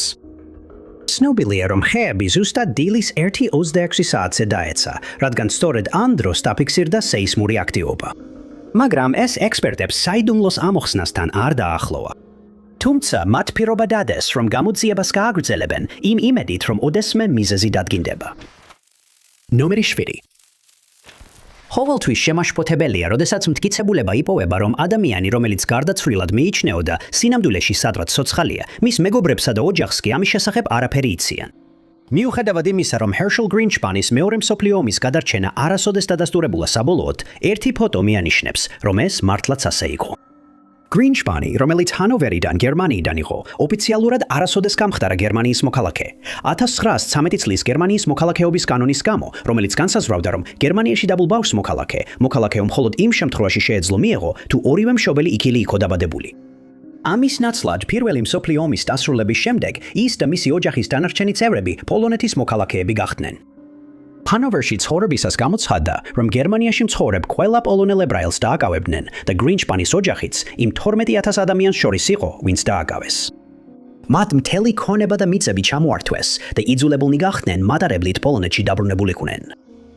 როცა საზღვარს მიაღწიეს, დაახლოებით 2 მილი ფეხით უნდა გაეღლოთ ქალაქამდე მისასვლელად, მაგრამ შესვლა აუკრძალეს და საზღვარზე დარჩენა მოუწიათ, სადაც მათ წითელი ჯვარი უვნიდა. პირობები საშინელი იყო და ბევრი ადამიანი დაავადდა. Greenspan's ვეღარ იტანდა ამგვარ მოპყრობას, ამიტომ მან ბოროტი გეგმა შეიმუშავა. ფულის შევნიდან მალევე მან შეიძინა ცეცხლსასროლი იარაღი და გაემგზავრა პარიზში, გერმანიის საელჩოში. მან მოითხოვა საელჩოს ოფიციალურ პირთან საუბარი, თავი ჯაშუშად გააცნო და განაცხადა, რომ მნიშვნელოვანი ინფორმაცია ჰქონდა გასაზიარებელი. მან განაცხადა, რომ ინფორმაციას მხოლოდ ელჩს გადასცემდა, რომელსაც მისი აღმატებულება უწოდა. თუმცა მას მოუწია დაკმაყოფილებულიყო Ernst von Rathთან, დაბალი რანგის ოფიციალურ პირთან საუბრით. ის Ernst von Rathის კაბინეტში შეიყვანეს, სადაც სთხოვეს განეხილა აღნიშნული ინფორმაცია, მაგრამ ამის ნაცვლად Greenspanმა იარაღი ამოიღო და გაისროლა. ის მაშინვე დააკავეს და მან სრულად ავიარა დანაშაული. Greenspani თავისი მოუფიქრებელი ქმედებით გარკვეულწილად ცნობილ პიროვნებად იქცა და პარიზის ფრენეს ციხეში ყოფნისას რამდენიმე ინტერვიუც მისცა. ბრალდების ფარემ სადა მისი გერმანიაში დაბრუნება და სასამართლოზე წარდგენა, მაგრამ საფრანგეთის მთავრობამ უარი განაცხადა. ბოლოს იგი ბურგასში გადაიყვანეს, მაგრამ როდესაც მას და კიდევ რამდენიმე პატიმარს იქ გადაჰყავდათ, მათზე გერმანული ავიაცია დაესხა თავს. არეულობის დროს რამდენიმე პატიმარმა გაქცევა მოახერხა და მიიჩნიეს, რომ Greenspan მათ შეუერთდა, რადგან ის არ იყო იმათ შორის, ვინც საბოლოოდ ბურგასში მიიყვანეს. თუ ეს ეწოდინებოდა, ალბათ გაიქცეოდა, მაგრამ ამის ნაცვლად ბურგასში ფეხით წავიდა და პოლიციას ჩაბარდა. აუხსნა, რომ უბრალოდ უკან დარჩა, როცა თავდასხმის შემდეგ დანარჩენი პატიმრები შეაგროვეს. შემდეგ თულუსში დააპატიმრეს, მაგრამ გერმანელები კვლავ ეძებდნენ მას. იმ დროისთვის საფრანგეთი უკვე დანებებული იყო, ამიტომ მათ მოითხოვეს Greenspanis გადაცემა, მიუხედავად იმისა, რომ მას გერმანიის მოქალაქეობა უარყვეს. საფრანგეთის მთავრობა ამ მოთხოვნას არ შეეწინააღმდეგა და Greenspan პრინც ალბერტის ქუჩაზე მდებარე ციხეში დააპატიმრეს. ბოლოს ის მაგდებურგში გადაიყვანეს, მაგრამ ამის შემდეგ მისი ბედი უცნობია. ზოგი ადამიანი ფიქრობს, რომ ის პატიმრობაში გარდაიცვალა, მაგრამ სხვები ვარაუდობენ, რომ მან ომი გადაიტანა და პარიზში გადავიდა საცხოვრებლად. ეს თეორია 1946 წელს გაძლიერდა, როდესაც გამოჩნდა ფოტო, რომელზეც ბევრი ადამიანის თქმით Greenspan იყო გამოსახული. ფოტო გერმანიაში იყო გადაღებული და მიუხედავად იმისა, რომ არასდროს დადასტურებულა, რომ ეს ნამდვილად Greenspan იყო, ბევრი ადამიანი ფიქრობს, რომ მან შეძლო გრძელი ცხოვრება გაეტარებინა გერმანიის ხელისუფლების შეუმჩნევლად. მეექვსე ნომერი. ჟაკ ვერჟესის გაუჩინარების საქმე საიდუმლოა, რომელიც დღემდე არ არის გახსნილი და ამ სკანდალური ადვოკატის საქმიანობა სანამ ის დაკარგული იყო, უცნობად რჩება. ბევრი ადამიანი ეჭვობს, რომ ის ცუდ საქმეში იყო გარეული, რადგან მას საუკეთესო რეპუტაცია არ აქვს. მაგრამ რადგან ვერჟეს არასდროს უსაუბრია იმ პერიოდზე, როცა დაკარგული იყო, ხელისუფლებას არაფერი გაეგება. ვერჟესი ფრანგი ადვოკატი იყო, რომელიც საბოლოოდ კომუნისტ და მებრძოლ ანტიკოლონიურ აქტივისტად ითვლებოდა. ადრეულ წლებში ის მეორე მსოფლიო ომის დროს ფრანგი წინააღმდეგობის მებრძოლი იყო, მაგრამ როცა დაცვის ადვოკატად დაიწყო მუშაობა, მისი რეპუტაცია სწრაფად დაეცა. ის გახდა ცნობილი როგორც ეშმაკის ადვოკატი, რადგან როგორც ჩანს, მას განსაკუთრებული მიდრეკილება ჰქონდა ომის დამნაშავეების, კომუნისტებისა და ზოგადად იმ ადამიანების დაცვისკენ, ვისაც დანარჩენი საზოგადოება თვლიდა, რომ სიცოცხლის ბოლომდე ციხეში უნდა გაეტარებინა. მან აირჩია სტრატეგია, რომელიც ცნობილია როგორც გარღვევის დაცვა, რომლის დროსაც ის ანგრევდა მისი კლიენტის წინააღმდეგ აგებულ საქმეს სასამართლოს ავტორიტეტის შერევით. უმეტესობა ფიქრობდა, რომ ვერჯესის წყალობით ბევრი საშიში დამნაშავე თავისუფლად დადიოდა და კიდევ ბევრ ადამიანს ანგრევდა ცხოვრებას და რომ ის უნდა დარჩენილიყო გაუჩინარებული მას შემდეგ რაც გაქრა. ამბობენ, რომ საქმეები, რომლებშიც ის ალჟირში იყო ჩართული, ყველაზე გამორჩეული და ყველაზე წარმატებული იყო მის კარიერაში. იმ პერიოდში მან დაიცვა ალჟირის ეროვნული განმათავისუფლებელი ფრონტის წევრები ალჟირის დამოუკიდებლობის ომის დროს და გახდა ადვოკატთა გუნდის ნაწილი, რომელიც 6000-მდე ბრალდებულს იცავდა. სწორედ აქ გამოიყენა მან პირველად გარღვევის დაცვის სტრატეგია და ზოგიერთ ადამიანს მისი გამჭრიახობა ძალიან მოეწონა. უმეტესობა თვლიდა, რომ ის კორუმპირებული და არაკეთილსინდისიერი იყო და მის სიცოცხლეს არაერთხელ დაემუქრნენ. 1960-იან წლებში მან ალჟირის ახალ მთავრობას დაუჭირა მხარი და მემარცხენე რევოლუციონერების გვერდით დადგა. მისი მეუღლე ჯემილა ბუჰირედი ცნობილი ალჟირელი ნაციონალისტი და მებრძოლი იყო, რომელიც 1957 წელს ალჟირში ჩადენილი სასტიკი ქმედებებით ეროვნული გმირი გახდა. ბევრი ფიქრობს, რომ ვერგესი უკმაყოფილო გახდა მისი ჩრდილში ცხოვრებით და დაიწყო პალესტინელი მებრძოლების დაცვა. ხშირად ისმოდა, როგორ ადიდებდა უკვე განხორციელებულ მებრძოლთა თავდასხმებს და ამის გამო მალევე მილიონობით ადამიანს არ მოეწონა იგი. 1970 წელს მან თავის ცოლსა და მეგობრებს უთხრა, რომ ესპანეთში უნდა გამგზავრებულიყო, რასაც ჩვეულებრივ მოგზაურობას უწოდებდა და ეს იყო ბოლო დრო, როცა იგი ნახეს მომდევნო 8 წლის განმავლობაში. და ამ დროის უმეტეს ნაწილში მიიჩნეოდა, რომ ბოლოს და ბოლოს მის რეპუტაციას თავისი შედეგი მოჰყვა და ის ცოცხალი აღარ იყო. მაგრამ 1978 წელს ის მოულოდნელად გამოჩნდა და განაგრძო ცხოვრება ისე, თითქოს არაფერი მომხდარა. არანაირი ახსნა არ მიუწია, სად იყო ამ პერიოდში. მისი ცოლი და შვილები დარწმუნდნენ, რომ ან დააკავეს, ან მისმა მოწინააღმდეგეებმა მოიშორეს იგი. როცა მას არ ყოფნის შესახებ გითხეს, უბრალოდ თქვა, რომ იგი ფრთხილი კაცი იყო და დაამატა: სარკის მირმა გადავედი, სადაც შეგივდობა გავიარე. არავინ იცის, რას გულისხმობდა ამ განცხადებით და მისი შემდგომი განცხადებები კიდევ უფრო ართულებდა სიტუაციას. ერთხელ მან ერთ მედია საშუალებას უთხრა, რომ უყვარს გველები, რადგან ისინი ბუნებით ფარულები არიან, ზუსტად ისე როგორც თვითონ. მან დაამატა, რომ გველებში ნათესაობას გრძნობს, რადგან მათ სიბნელე უყვართ და მარტო ცხოვრობენ. Barges 2015 წლის 15 აგვისტოს მომაკვდინებელი გულის შეტევა დაემართა და თავისი გაუჩინარების საიდუმლო თან წაიღო. ალბათ არასდროს გავიგებთ, სად იყო ან რას აკეთებდა იმ 8 წლის განმავლობაში, როცა იგი გარდაცვლილად მიიჩნეოდა. ნომერი 5. Sir Charles Kingsford Smithy's დამაბნეველი საქმე 1935 წლით თარიღდება და რადგანაც ის არასდროს უპოვიათ, მისი საქმე დღემდე გადაუჭრელ ავსტრალიურ საიდუმლოდ რჩება. Smithy სიცოცხლეში საკმაოდ სახელგანთქმული იყო, რადგან მას აღიქვამდნენ როგორც გამოცდილ ავიატორს, რომელიც დიდ მომხიბლელობას ასხივებდა. მისი კარიერა აღინიშნებოდა მრავალი მიღწევით, რომელიც მანამდე არავის ჰქონდა შესრულებული. მაგალითად, ავსტრალიის მთლიანად გადაფრენა შეუსვენებლად, ავსტრალიიდან ახალ ზელანდიაში ფრენა, შემდეგ ავსტრალიიდან ლონდონში და პირველი აღმოსავლეთით გადაკვეთა წყნარი ოკეანის. ყველა ეს მიღწევა თავისთავად გამორჩეულია, მაგრამ ისინი დაჩრდილულია იმ მოვლენებით, რომლებიც 1935 წელს მოხდა. ყველაფერი დაიწყო იმ წლის 7 ნოემბერს, როდესაც სმითმა გადაწყვიტა ლონდონიდან ავსტრალიაში დაბრუნება თვითმფრინავით.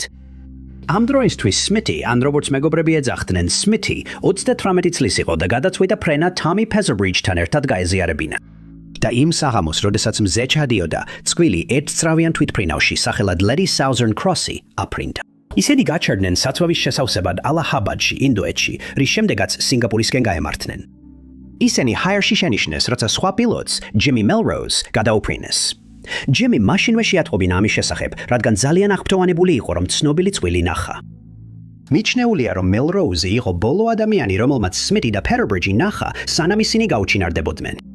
უნდა აღინიშნოს, რომ მას შემდეგ, რაც სმითი ახალგაზრდობაში ბონდი ბიჩის თავზე ფრენისას თითქმის სიცოცხლეს გამოეთხოვა, მას აკვაფობია განუვითარდა. ეს იმას ნიშნავდა, რომ როდესაც ის წყლის თავზე დაფრინავდა, პანიკური შეტევები ემართებოდა. თუმცა უცნობია, რაიმე კავშირი ჰქონდა თუ არა ამას მის გაუჩინარებასთან, მაგრამ ეს ნაკლებად სავარაუდოა, რადგან მასთან ერთად მეორე პილოტიც იყო, რომელიც საჭიროების შემთხვევაში თვითმფრინავის მართვას გადაიბარებდა. როდესაც ისინი დანიშნულების ადგილზე არ მივიდნენ, მრავალი თეორია გაჩნდა იმის შესახებ, თუ რა შეიძლებოდა მომხდარიყო მათთან. უმეტესობა ფიქრობდა, რომ მათი თვითმფრინავი მიანმარში, აი კუნძულზე, მაღალ ხეებში ჩამოვარდა და ამისთვის კარგი მიზეზიც ჰქონდათ. სმითის მიერ გამოყენებულ რუკაზე ეს კუნძული ჯერ არ იყო აღნიშნული, ამიტომ შეიძლებოდა დაევიწყებინა, რომ ის მის მარშრუტზე იყო. გარდა ამისა, თვითმფრინავის შასის ერთი ფეხი კუნძულზე აღმოაჩინეს დაახლოებით 18 თვის შემდეგ, რაც წყვილი გაუჩინარდა. 3 თვის შემდეგ, რაც ისინი გაუჩინარდნენ, კიდევ ერთმა ავიატორმა განაცხადა, რომ კუნძულზე რამდენიმე მაღალი ხე იყო შუაზე გატეხილი, მაგრამ რადგან სხვა ნამსხვრევები არ აღმოაჩინეს, ვერ დადგინდა ეს სმითის თვითმფრინავის ავარიამ გამოიწვია თუ არა.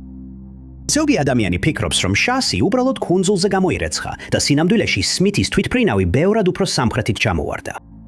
მას შემდეგ რამდენიმე ადამიანმა, მათ შორის ისტორიკოსმა იან მაკენზიმ, კუნძულზე დამატებითი მტკიცებულებები ეძებეს, მაგრამ უშედეგოდ.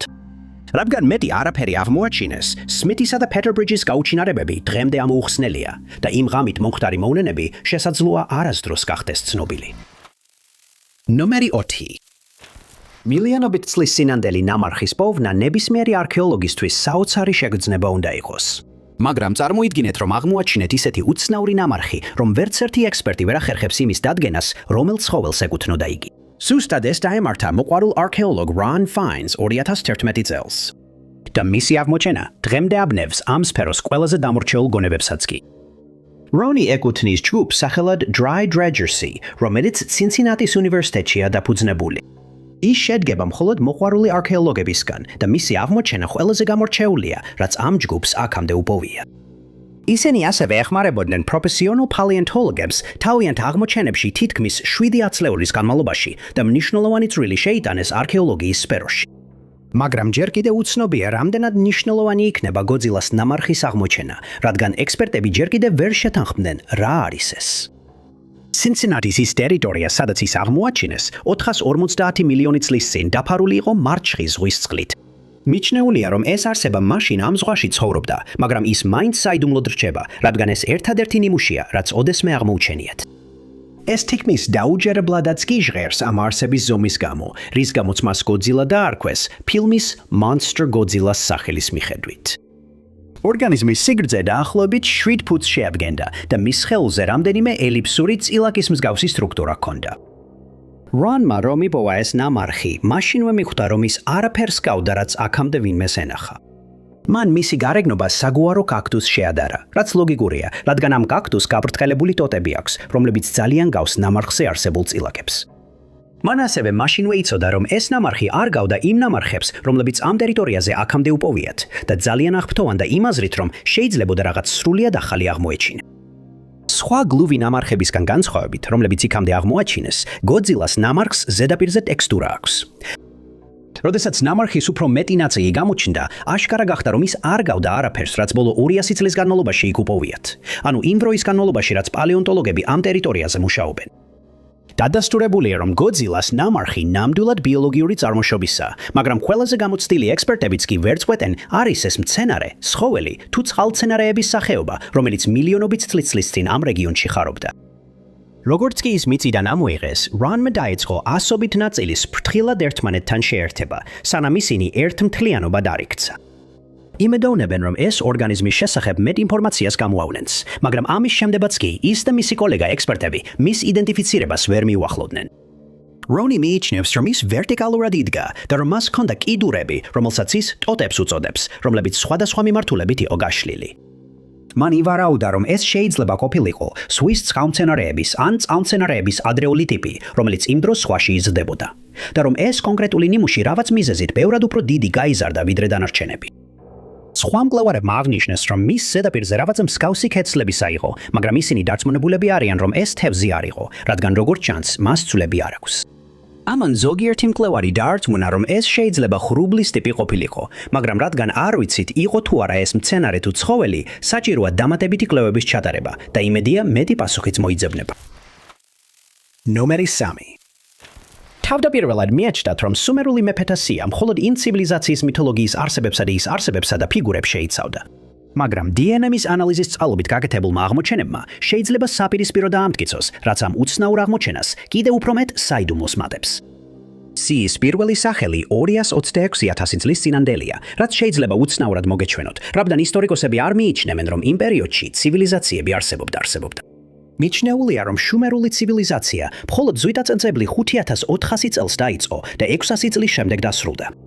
ამიტომ ის ფაქტი, რომ მეფეთა სია ასობით ათასი წლით ადრე იწყება, ისტორიკოსებს დაბნეულობაში აგდებს.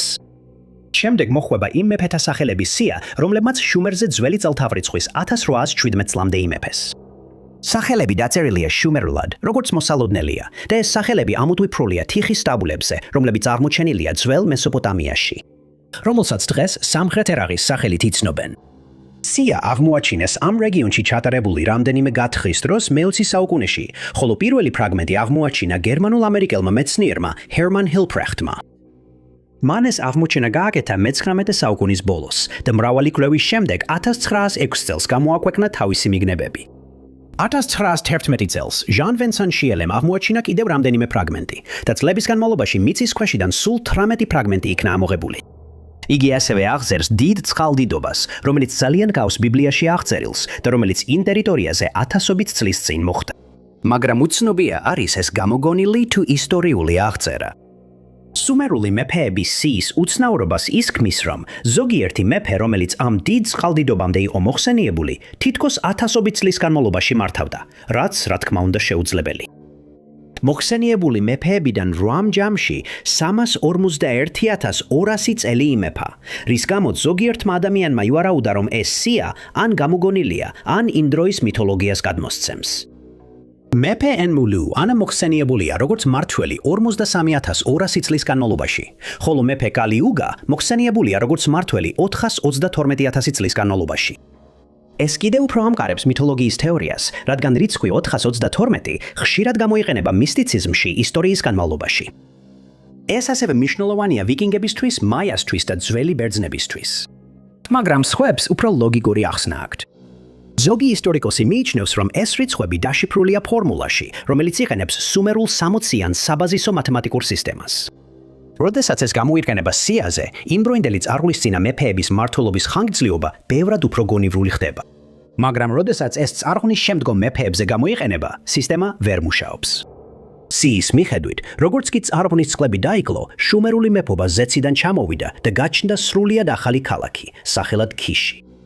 ზოგიერთი მეფე, რომელიც ამ პერიოდის შემდეგ არის მოხსენიებული, არის ნანგიშ ნუნგიშლიშმა, რომელმაც 670 წელი იმეფა, და ზუკა ქიპი, რომელიც 900 წელი იყო მეფე. ზოგიერთმა ისტორიკოსმა ამ ხანგრძლივ მმართველობებს ბიბლიაში მოხსენიებულ მეფეებს შეადარა, რომლებზეც ასევე ამბობენ, რომ ასობით წელი იცოცხლეს. ზოგიერთმა კი ისიც კი ივარაუდა, რომ ეს სია რაღაცით დაკავშირებულია იმ მეფეებთან, მაგრამ ეს დამტკიცებული არ არის. სულ წარღვნის შემდეგი მეფეები 24510 წელი, 3 თვე და 3 ნახევარი დღე მართავდნენ. შემდეგ მეფობა გადადის ურუქში და კიდევ რამდენიმე სხვა რეგიონში, რომლებიც თანამედროვე ერაყის ტერიტორიაზეა. რაც უფრო წინ მიდის სიაში თარიღები, თითოეული მეფის მმართველობის პერიოდი უფრო მოკლეა, გარდა რამდენიმე სხვა მეფისა, რომლებიც 100 წლეულების განმავლობაში მართავდნენ. დიდი ხნის განმავლობაში მიაჩნდათ, რომ შუმერები იყვნენ პირველი ადამიანები, რომლებმაც ცივილიზაცია შექმნეს. მაგრამ DNA-ის ტესტირების წყალობით, რომელიც ჩატარდა ნიმუშზე, რომელიც წარადგინა კაცმა სახელად ალბერტ პერიმ, მას უთხრეს, რომ მისი DNA შეიძლება უკავშირდებოდეს წინაპარს, რომელიც დაახლოებით 338,000 წლის წინ ცხოვრობდა, რაც მიიჩნეოდა შეუძლებლად და დღესაც ბევრისთვის შეუძლებლად ითვლება. ამიტომ ბევრი ადამიანი კლავაც მტკიცედ მიიჩნევს, რომ ამ სიაში ჩამოთვლილი მეფეები მართლაც შეიძლება ათასობით წელი ცხოვრობდნენ, მაგრამ ამ ეტაპზე ამას სიფრთხილით ეკიდებიან, სანამ დამატებითი ინფორმაცია არ გამოვლინდება. ნომერი 2. ამაზონის ტროპიკული ტყე ჩვენი პლანეტის ერთ-ერთი ყველაზე იდუმალი ადგილია. მეცნიერები, არქეოლოგები და მკვლევარები 10 წლეულებია სტუმრობენ ამ ტყეს და მიუხედავად იმისა, რომ უკვე ბევრი გამორჩეული აღმოჩენა გაკეთდა, ამაზონის ტყის დაახლოებით 80% ჯერ კიდევ გამოუკვლეველია. ამიტომ არ უნდა იყოს გასაკვირი, რომ წლების განმავლობაში ტყეში რამდენიმე აუხსნელი აღმოჩენა გაკეთდა, რომელთაგან ერთ-ერთი ეხება 450 უცნაურ გეოგლიფს, რომლებიც ბოლო მე-4 საუკუნეში იქნა აღმოჩენილი. გეოგლიფები არის დიდი მასშტაბის ნახატები ან ფიგურები, მაგალითად ცხოველების ან ადამიანების, რომლებიც მიწაზე იქნება ქვების, ხრეშის გამოყენებით ან პირდაპირ ნიადაგში ამოთხრით. ეს ნახატები მსოფლიოს სხვადასხვა ადგილებშია აღმოჩენილი, რომელთაგან ბევრი დღემდე აუხსნელია. აღმოჩენილი გეოგლიფები ალბათ ვერასდროს იქნებოდა ნაპოვნი, მაგრამ ამ ტერიტორიაზე ხეების და სხვა მცენარეულობის მოცილებამ გამოავლინა მიწის საფარის დიდი ნაწილი, რომელთა შორისაც არის ეს უცნაური გამოსახულებები. ეხლა ვარაუდობენ, რომ ადამიანები, რომლებიც 1000 წლეულების წინ ტყეში ცხოვრობდნენ, მიწას ძალიან კარგად უძღვებოდნენ, მანამ სანამ ისინი არ გაიფანტნენ და ბუნებამ დაიკავა ტერიტორია. სინამდვილეში ვარაუდობენ, რომ ისინი მიწის მართვაში უფრო გამოცდილები იყვნენ, ვიდრე ჩვენ ვართ თანამედროვე ეპოქაში. გეოგლიფები აღმოჩენილია 5000 კვადრატულ მილის ფართობზე, ასე რომ ძალიან სავარაუდოა, რომ ისინი სხვადასხვა ტომებმა სხვადასხვა მიზეზით შექმნეს. მეტწილად ისინი მიწაშია ამოთხრილი და დაახლოებით 12 იარდის სიგანისა და 13 ფუტის სიღრმისაა. მეტწილად ისინი შექმნილია წრეების, ოვალების ან კვადრატების ფორმით, ხოლო სხვები უფრო პრიმიტიულია. ისინი პირველად აღმოაჩინეს, როდესაც ამ ტერიტორიაზე მეძროხეები მიწას ასუფთავებდნენ, რათა მათი პირუტყვი საძოვარზე გაეშვათ და ისინი დაბნეულები დარჩნენ, რა შეიძლებოდა ნიშნავდეს ეს ფორმები, ზუსტად ისე, როგორც დღეს მეცნიერები. მიუხედავად იმისა, რომ რამდენიმე მათგანი მიწაზე მყოფმა ადამიანებმა იპოვეს, ბევრად მეტი სატელიტური გამოსახულებებით აღმოაჩინეს. ეს საჰაერო ხედი მკვლევრებს ბევრად უკეთეს წარმოდგენას აძლევდა ფორმებზე, მაგრამ ჯერაც ვერავინ შეძლო გაეგო, რა დანიშნულება ჰქონდათ გეოგლიფებს იმ დროს, როდესაც ისინი შეიქმნა. გარდა ამისა, კვლავ საიდუმლოდ რჩება, თუ როგორ შეძლეს უძველესმა ადამიანებმა ესეთი დიდი ფორმების ესეთი სიზუსტით შექმნა. მიუთითებენ, რომ ეს ფორმები არ შექმნილა სოფლების მახლობლად, რადგან მათ სიახლოვეს თითქმის არანაირი ადამიანის არტეფაქტი არ აღმოუჩენიათ. ასევე ვარაუდობენ, რომ ისინი აღნიშნავდნენ ადგილებს, სადაც დიდი ხნის წინ საზოგადოებრივი შეკრებები ტარდებოდა, ან რომ ეს იყო რელიგიური აქტივობების, მაგალითად რიტუალების ადგილები, მაგრამ ეს მხოლოდ ვარაუდია, რადგან ამ ადგილებში არაფერი აღმოჩენილა, რაც თეორიას დაადასტურებდა. კიდევ ერთი ფაქტორი, რომელმაც ექსპერტები გააოცა, არის ის, რომ ამ უძველეს ხალხს როგორთაც შეეძლო ხეების და მცენარეულობის მოცილება გეოგლიფების შესაქმნელად, ისე რომ გარემოზე უარყოფითი გავლენა არ მოეხდინათ. ისინი იყენებდნენ ტექნიკებს, რომლებიც უზრუნველყოფდა ტყის ჯანმრთელობის შენარჩუნებას, განსხვავებით იმ თლის გაჩეხვისგან, რაც დღეს ამაზონში ხდება. გაითვალისწინეთ ის ფაქტი, რომ 450 ესეთი გეოგლიფი იქნა აღმოჩენილი და დღეს არანაირი ზიანი არ მიადგა და ნათელი ხდება, რომ ამ უძველეს ტომებმა იცოდნენ, როგორ შეექმნათ ეს ფორმები ისე, რომ გარემოსთვის ხანგრძლივი ზიანი არ მიეყენებინათ. ნომერ 1. მალტაზე მდებარე არქეოლოგიურმა ძეგლმა მკვლევარები დაბნეულობაში ჩააგდო, რადგან მათ ვერ შეძლეს გაერკვიათ, ვინ შექმნა ეს ადგილი ან რისთვის იყენებდნენ მას ათასობით წლის წინ ამ ტერიტორიაზე მცხოვრები ადამიანები. საუბარი ეხება ჰალ-საპლიეტის ჰიპოგეუმს, რომელიც მალტაში ვალეტას დიდ ნავსადგურთან ახლოს მდებარეობს. მისი აღმოჩენის ისტორია გამორჩეულია, რადგან არავინ იცოდა მისი არსებობის შესახებ მანამ, სანამ იგი სრულიად შემთხვევით არ აღმოაჩინეს. 1902 წელს ერთ ქვის ხელოსანს დაევალა ამ ტერიტორიაზე სახლების აშენება და ის ამ შენობების საძირკვლის დადების პროცესში იყო. მიწას რომ თხვიდა, მან შემთხვევით გაანგრია ჰალ-საპლიეტის ჰიპოგეუმის სახურავი, თუმცა წარმოდგენაც არ ჰქონდა, რომ სწორედ ამით მნიშვნელოვანი ისტორიული აღმოჩენა გააკეთა. როდესაც ადგილი შეისწავლეს, აღმოჩნდა, რომ შენობის ზედა დონე დიდწილად უკვე დაწყებული სამშენებლო სამუშაოების შედეგად იყო განადგურებული. მაგრამ ყველაფერი არ იყო დაკარგული, რადგან მალე გაირკვა, რომ ქვედა დონეები ხელუხლებელი დარჩენილი იყო. გათხრები დაუყოვნებლივ დაიწყო და 1903 წელს ეს ადგილი კერძო პირის საკუთრებაში გადავიდა. და მომდევნო 8 წლის განმავლობაში არქეოლოგებმა შეძლეს კომპლექსის მაქსიმალურად დიდი ნაწილის გამოკვეთა და აღმოჩნდა, რომ იგი 3 განსხვავებული დონით იყო აშენებული. ისტორიკოსებს ვერ გაეგოთ, რას ნიშნავდა ეს რთული სტრუქტურა, რადგან ის ლაბირინთს ჰგავდა, რომელიც სხვადასხვა ოთახში მიდიოდა. ასევე აღმოაჩინეს დერეფნები და პატარა კუთხეები კომპლექსში, მაგრამ არ იყვნენ დარწმუნებულები, რისთვის გამოიყენებოდა ეს ოთახები. მთელი ლაბირინთი საგულდაგულოდ იყო გამოკვეთილი კირქვაში და აღმოჩნდა, რომ ზოგიერთი შესრულებული სამუშაო უმაღლესი ხარისხის იყო. ზოგიერთი ქვის სამუშაო ძალიან სუფთა და ზუსტი იყო და ჩვენ არ გვაქვს წარმოდგენა, როგორ შეიძლებოდა ეს გაკეთებულიყო პრიმიტიული იარაღებით ათასობით წლის. როდესაც გათხრები გაგრძელდა, სხვადასხვა ღია ტერიტორიაზე რამდენიმე ცრიული ორმო აღმოაჩინეს და ვარაუდობენ, რომ ეს ადგილები გამოიყენებოდა თაყვანისცემის ცერემონიების დროს. მაგრამ ჰალ-საპლიეტის ჰიპოგეუმის უცნაური ნაგებობის გამო, ზოგიერთ ადამიანს სხვა თეორიები აქვს იმის შესახებ, თუ რა იყო მისი დანიშნულება. ზოგი ისტორიკოსი მიიჩნევს, რომ ეს კონკრეტული სამშენებლო მეთოდი არჩეული იყო კომპლექსის აკუსტიკური თვისებების გასაუმჯობესებლად, რადგან კამერები თითქოს სპეციალურად მორგებულია გარკვეულ სიხშირის სპექტრებზე. თუ ასეა, ჰალ-საპლიეტის ჰიპოგეუმი შეიძლება იყოს ერთ-ერთი უძველესი ნაგებობა, რომელიც ოდესმე შექმნილა მუსიკალური ინსტრუმენტების ჟღერადობის გასაუმჯობესებლად. მიუხედავად იმისა, რომ თავად ნაგებობა საიდუმლოა, იქ აღმოჩენილი ზოგიერთი რელიკვია ასევე საკმაოდ უცნაურია. მათ შორის არის ქანდაკება, რომელსაც სახელად მძინარე ქალბატონი უწოდეს. მიჩნეულია, რომ ის დედა ბუნებას ასახავს, ან ზოგიერთი მეცნიერის აზრით, სიცოცხლის დასასრული სიმბოლოა. ეს ადგილი, რომელიც თარიღდება 7 წელიწად ახლამდე, 4000 წლიდან 2500 წლამდე, საჭიროებს ბევრად უფრო მეტ კვლევას და გათხრები, სავარაუდოდ კიდევ დიდხანს გაგრძელდება. იმედია, კვლევები უფრო მეტს გამოავლენს ამ იდუმალ ხალხზე და იმაზე, თუ როგორ ცხოვრობდნენ ისინი მაშინ. დიდი მადლობა მეგობრებო, რომ უყურეთ. თუ მოგეწონათ ეს ვიდეო, აუცილებლად დააჭირეთ მოწონების ხილაკს. ასევე არ გადავიწყლეთ გამოიწეროთ არხი და დააჭიროთ შეტყობინების ზარს, რომ არ გამოტოვოთ ჩვენი მომავალი ვიდეოები. მე ვარ ტოპ 5 უცნობი და შემდეგ ვიდეოში ისევ შეგხვდებით მეგობრებო.